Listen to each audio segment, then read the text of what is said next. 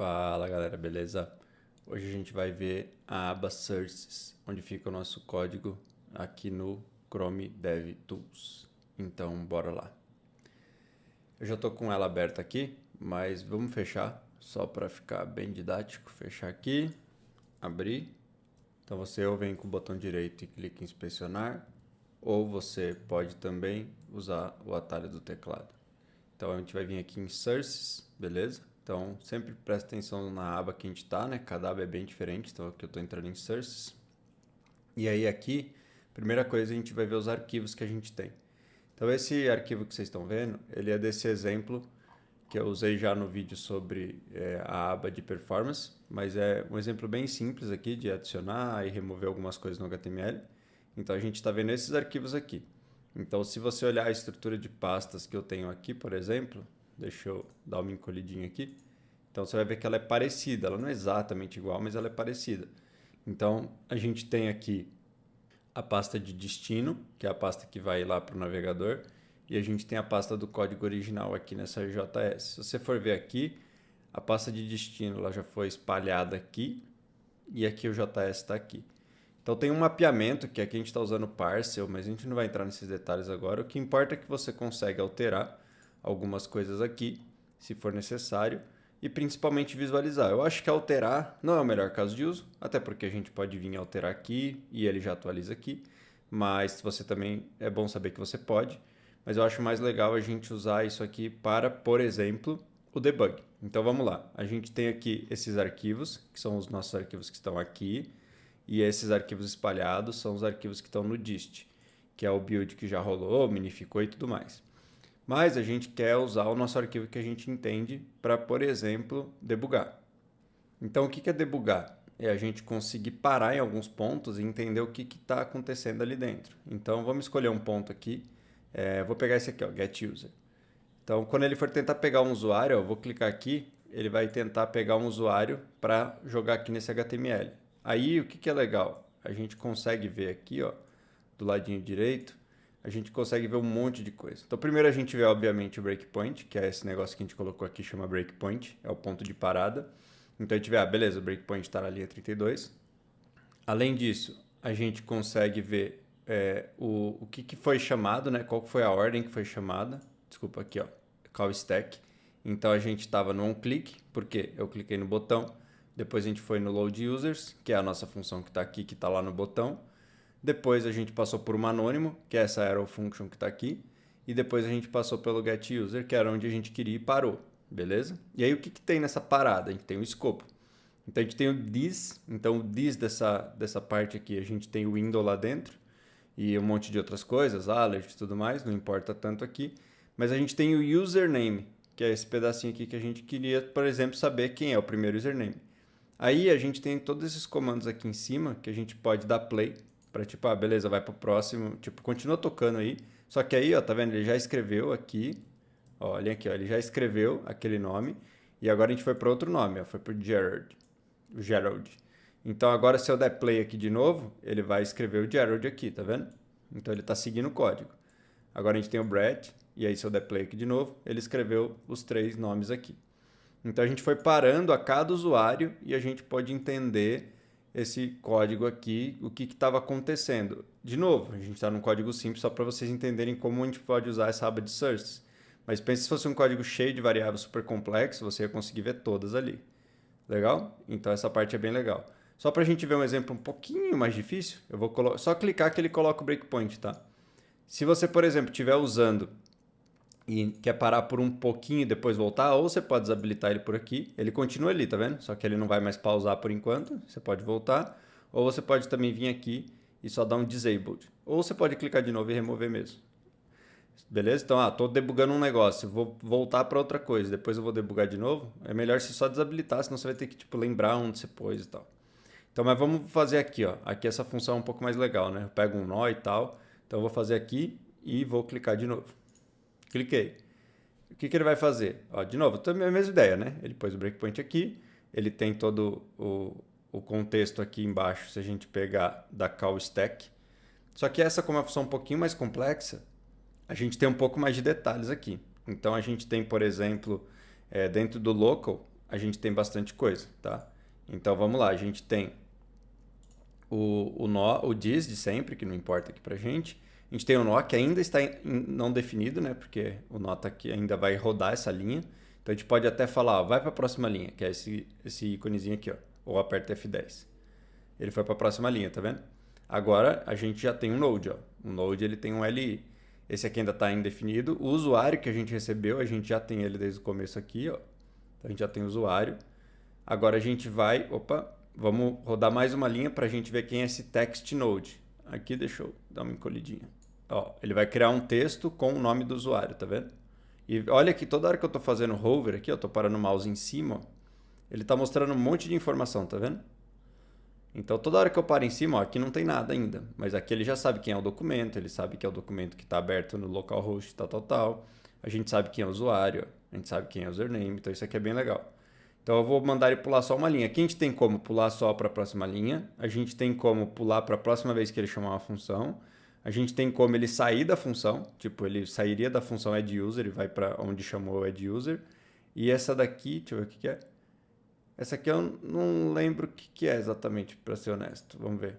Acho que ele vai para a próxima linha também. Talvez esse aqui... Acho que esse aqui ele vai para a próxima linha, só que se essa linha for uma entrada de função, ele entra. Se eu não me engano, essa aqui ele pula. Eu acho que essa é a diferença. Beleza, então pulamos mais uma linha aqui. Então agora a gente tem text node. O que vai ser o text node? É um texto, é um nó de texto, só que se a gente olhar, ó, dentro dele tem o nome Elísio.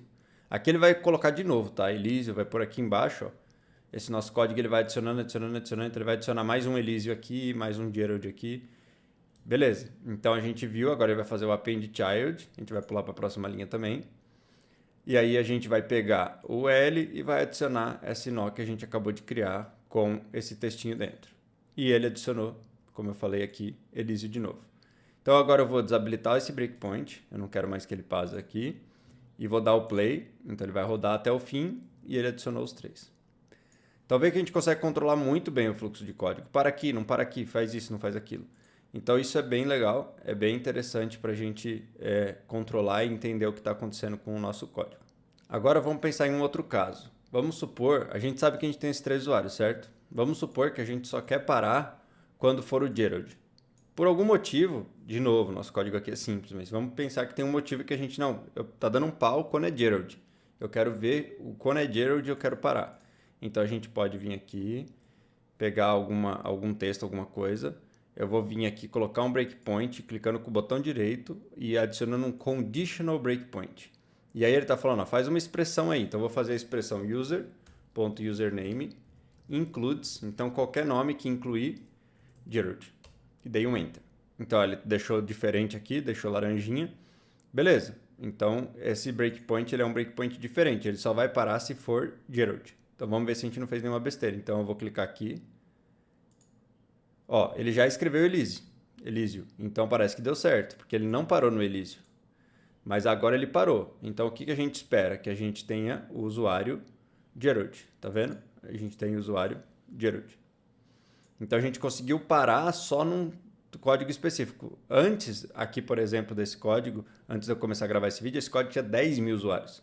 Se tivesse dando erro só no Gerald, imagina para eu achar o Gerald em 10 mil usuários. Seria impossível. Agora está só com 3, até que seria de boa. Mas lembra que pode ter códigos com muitos dados, muito complexo, e aí vai ser difícil de achar. Então eu vou dar o play aqui de novo. Ó, ele não parou no Brett também. Então ele não parou no Elísio, ele não parou no Brett, ele parou só no Gerald, que era exatamente o que a gente queria. Então breakpoint condicional é uma coisa que eu uso bastante, é bem legal. Tem um outro tipo de breakpoint, que é um breakpoint do DOM. Então deixa eu desabilitar esse aqui. Eu nem vou tirar ele, só vou desabilitar.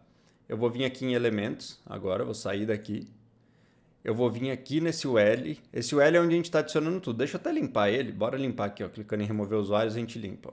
Então eu limpei. Vou clicar aqui com o botão direito. Break on. Aqui o break on pode parecer de quebrar, mas não é para quebrar, tá? É break de parar, né? Do breakpoint.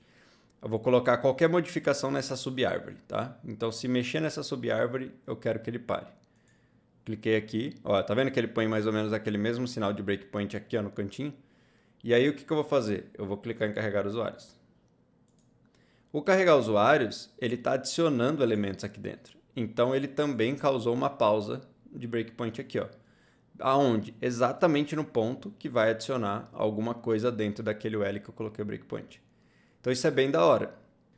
Por que é bem da hora? Porque eu estou falando pro HTML me avisar quando o meu código vai alterar. E meu código é JavaScript, sabe? Então o navegador ele é bem espertinho, ele percebe que você selecionou aquele elemento e ele consegue interceptar aqui e você consegue ver, por exemplo, por que está adicionando uma coisa no lugar errado. Então, se a gente usar um framework tipo React, talvez vai ser um pouco mais difícil de ver essa mudança no HTML aqui. Ele vai parar, tá? Só que talvez vai ser um código lá interno do React.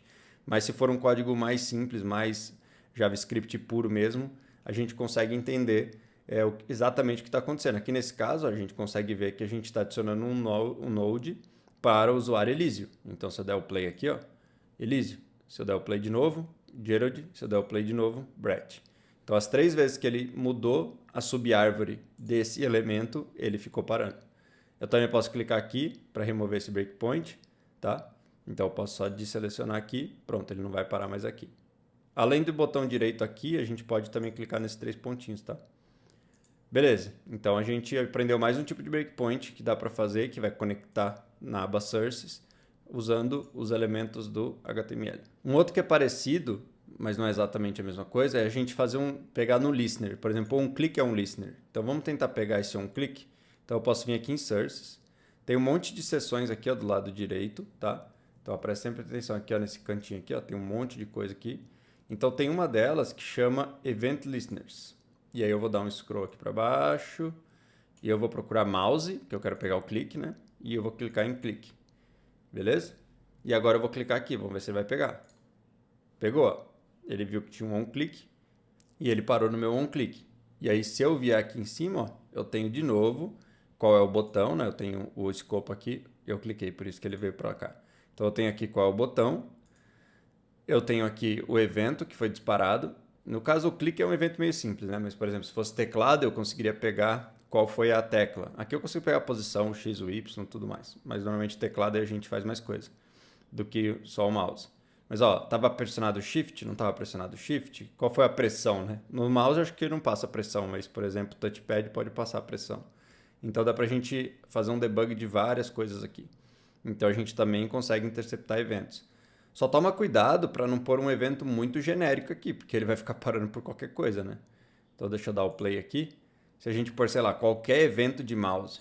Então, acho que ele nem coloca o hover aqui, porque senão o hover, tipo, toda hora que você passasse em cima de qualquer elemento, ele ia ficar parando, sabe? Então, toma cuidado, porque tem coisa que pode ser bem tosca e ficar bem ruim de você trabalhar. Mas, por exemplo, aqui, ó, vai fechar a janela. Eu não vou fechar a janela aqui porque vai sacanear meu vídeo, né? Mas se eu fosse fechar a janela aqui, ele ia avisar. Ele ia travar, na verdade, no breakpoint. Ou, por exemplo, notificação.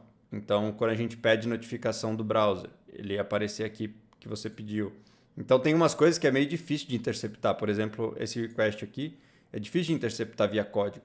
Você pôr um breakpoint lá no seu código. Então, é legal você pôr aqui. Porque um outro tipo de breakpoint que eu ainda não falei, que eu vou falar agora, é o breakpoint de código. Então, o que é o breakpoint de código? A gente pode vir aqui e a gente pode pôr um debugger. Essa palavrinha aqui. Eu salvei, vou voltar aqui e vou clicar. Tadã! Viu que ele parou? Então esse debugger é tipo um padrão no JavaScript que a maioria das runtimes vão respeitar em modo de desenvolvimento. Se a gente colocar essa palavrinha aqui, ele vai parar para a gente nesse ponto. Então, ao invés de vir aqui e clicar, a gente pode pôr no código. É a melhor forma? Também acho que não. Mas tem hora que, sei lá, você está no meio de um código e fala, putz, eu não quero ficar procurando esse código lá no navegador, ou meu código está sendo minificado, sei lá. Então você mete um breakpoint aqui e tá tudo certo. Ele vai parar também. Vou salvar aqui. Deixa eu tirar o breakpoint. Ele já atualizou aqui. Beleza? Então essa é uma outra opção, breakpoint de código. E aí vamos para 2 últimos breakpoints e depois ainda vou falar mais uma coisinha aqui legal dessa aba de source. Então o outro breakpoint é o breakpoint de exceção. Então, vamos mudar esse código de novo para ele lançar um erro agora. Vamos, na verdade, lançar um erro só num caso específico, vai? Então, vamos pegar o erro só se for o user ID esse aqui. É um código bem tosco, tá? Mas só para a gente pegar aqui. Ele vai procurar o usuário. Ó. Vamos fazer um código um pouquinho mais complexo, então. Então, a gente achou um usuário. Aí, a gente vai ver se o usuário tiver aquele user ID ali de cima, a gente vai lançar o erro. Então, se o usuário tiver user. Acho que chama user ID o campo ali, né? Esse códigozão aqui, deixa eu ver se é user ID mesmo, é user ID. Então, se ele tiver esse código, a gente vai lançar um erro. Não é um erro de verdade, tá? Então, eu vou por aqui, usuário inválido. Por causa do user ID. Nome do usuário. Então, vou por aqui o nome do usuário. Deixa eu fazer uma string com template string. Só para a gente saber que o usuário que deu erro, né? Usuário username. E vou só formatar um pouquinho esse código melhor aqui. Beleza. Então, se o usuário tiver esse user ID, por algum motivo, eu quero lançar um erro. Sei lá, é um usuário desativado, não deveria ter acessado o sistema. Salvei. Ele está aqui. E vou clicar em carregar usuários. Ó, ele ficou vermelhinho aqui, só que a gente não conseguiu ver, não conseguiu pegar nada. Ele lançou o erro aqui, é uma exceção não capturada, beleza. E se eu quisesse que parasse aqui? Eu quero realmente entender por que está acontecendo esses erros no meu código. Eu posso vir aqui, ó. Olha aqui onde está meu mouse, aqui no cantinho. Então eu posso vir aqui, posso clicar aqui nesse pausar, ele está falando pausar nas exceções. Eu posso pôr para ele pausar nas exceções capturadas ou não, tanto faz, é só uma configuração. Nesse caso eu não estou capturando. Capturando é quando a gente faz o try catch. Então ele vai parar, tem exceção capturada ou não. Então eu vou clicar aqui em carregar usuários. Agora o que aconteceu? Ele vai dar o erro, mas ele ainda não deu erro, e ele já parou aqui antes. Então aqui, por exemplo, eu poderia tentar entender se esse usuário realmente é o usuário que eu queria que o erro acontecesse e tal. Esse é um código muito simples, obviamente meu código está certo do erro, mas a gente consegue parar na hora que o erro vai acontecer. E a gente consegue ver aqui a mensagem de erro também, tá vendo? É o Brett mesmo, que é o Brett que a gente queria pegar, que era o terceiro usuário nosso aqui. Ó, o Brett aqui. Então a gente conseguiu conferir que está tudo certo e a gente consegue pegar esse erro. Um detalhe, agora que eu estou com esse negócio de exceção, deixa eu dar um refresh aqui. Ó, tem outros scripts que estão dando exceções e ele vai pegar também. Então tome um pouco de cuidado, porque, tá vendo? Tem um script do Modernize, que foi o WebStorm que colocou nesse projetinho de exemplo, e ele está dando um erro lá, e ele vai parar também. Ó, tem algum outro lugar que também está dando erro. Tem algum outro lugar aqui que ele está fazendo outro request que também está dando erro. Tá aqui também está dando erro, ó, tá dando um monte de erro, tá vendo? Então, ele deu uns 5 erros aqui que não tem nada a ver com o meu código. Então, toma um pouco de cuidado com essa configuração, porque ela pode começar a quebrar tudo. Tem essa configuração aqui também, que a gente desativa todos os breakpoints. Então, ó, vou desativar todos os breakpoints. E agora eu vou dar um refresh. Pelo jeito, ele não desativa o breakpoint de exceção, o que é estranho. Talvez é porque é fácil eu só desativar aqui, né? Então, acho que é por isso. Mas se eu tivesse vários breakpoints no código, eles iam ser ignorados a partir de agora. E o de exceção acho que ele não faz porque é muito fácil de eu desativar aqui do lado também. E aí eu ativo depois. Então, se você está fazendo alguma coisa que você não quer ter um monte de breakpoint parando, você vai aqui e desativa. Depois você volta aqui e reativa todos. Então, você não precisa também ficar desativando um por um, se você tiver vários, né? E essas dicas que eu estou dando de debug, quase todas as ideias, WebStorm, VS Code, tem algo muito parecido ou exatamente igual, tá? Então, essa dica serve para não só se você quer debugar pelo navegador, se você quiser debugar pela ideia também serve. E agora vamos para a última dica, que nesse nosso exemplo simples não é tão útil, mas eu achei que era legal incluir aqui, que é de fazer request para o servidor. Então, esses requests AJAX ou FET, a gente pode colocar uma URL específica ou a gente pode pegar qualquer request. Então, eu vou atualizar aqui de novo. Tem algum request aqui dentro dessas funções, ó, ele tá incluindo um Google Analytics, nem fui eu coloquei esse código, de novo, foi do exemplo lá do WebStorm. E ó, ele está parando lá no request do Google Analytics. Então aqui é até legal para você ver se você não está incluindo alguma biblioteca que está fazendo algum request estranho. Eu vou dar play aqui e acabou. A última coisa que eu queria mostrar para vocês, deixa eu agora encolher mais essa parte de breakpoint aqui, é que a gente também pode fazer snippets. Então eu posso clicar aqui em snippets, que são pequenos códigos, tá? Qual que é a vantagem, na minha visão, de vez em quando fazer código aqui? É que ele vai usar o DOM que está aqui do lado do HTML. Então, se você fizer esse código rodar com o Node, você não vai ter nada de DOM aqui, de window, para fazer algum teste. Aqui, ó, vamos fazer o seguinte, vamos pegar o nosso código, que a gente mexe com o DOM aqui, ó. Eu vou pegar esse código que a gente mexe com o DOM, vou colar aqui. Agora eu não preciso de tanto espaço aqui, beleza? Acho que está dando para ver, né? E aqui, então, a gente vai pegar e vai criar um LI, igual a gente faz ali, né? Só que em vez de usuário aqui eu vou passar alguma coisa fixa. Teste de snippet. Snippet é tipo um pedacinho, né? É uma coisinha pequena. E aqui eu tenho um o L e eu vou colocar lá. Vou salvar esse snippet, eu posso dar um nome, ó. Posso colocar teste snippet. E aí eu posso rodar. Então eu vou rodar aqui. Tá vendo que ele adicionou aqui, ó? Nem sei se vocês tinham percebido, né? Mas ó, ele já roda aqui. Então, além dele também fazer alguns logs aqui, mas é legal porque a gente consegue interagir com o HTML que está aqui do lado. Então, se eu estivesse fazendo esse mesmo código no WebStorm aqui, eu não estou com o navegador aqui. Então, aqui pode ser útil para fazer pequenos testes. Putz, tem um negócio que não está funcionando muito bem, deixa eu testar aqui. Depois você volta para a IDE. Então, pode ser legal, você pode salvar isso aqui, tá? Se a gente der um refresh aqui, agora ele parou lá no breakpoint que a gente tinha colocado.